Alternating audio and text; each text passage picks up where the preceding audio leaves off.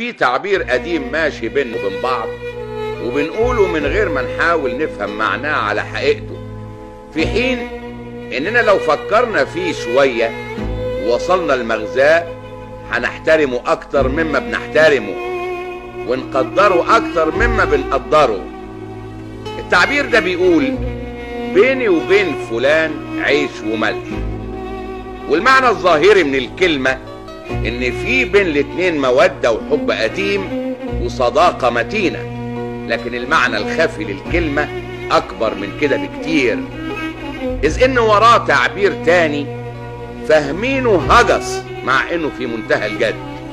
وهذا التعبير التاني هو بيت الشعر العامي اللي بيقول اذا لم تكن لي والزمان شرنبرم فلا خير فيك والزمان ترللي. وشرنبرم هنا معناها شر مبرم، يعني شر حاصل حادث موجود. وترللي يا حضرات السادة الأفاضل يعني تراءى لي، أي ظهر لي، يعني وضح لي.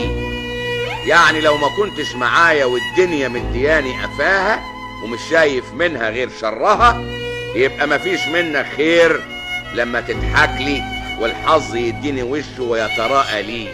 وبيت الشعر ده هو اللي ورا كلمة العيش والملح، إذ إن المعروف يا حضرات المحترمين إن الواحد لما تضيق بيه الأحوال ويبقى والعياذ بالله على الحديدة ويمكن بيفكر يبيعها كمان، بيبقى مفيش قدامه حاجة ياكلها غير العيش اللي يغمسه بحبة الملح. واديني عقلك بقى لما تلاقي واحد صاحبك يجيلك برجليه وباختياره ومن غير ما حد يأثر عليه علشان ياكل معاك العيش والملح ده ويشاركك أزمتك اللي انت فيها.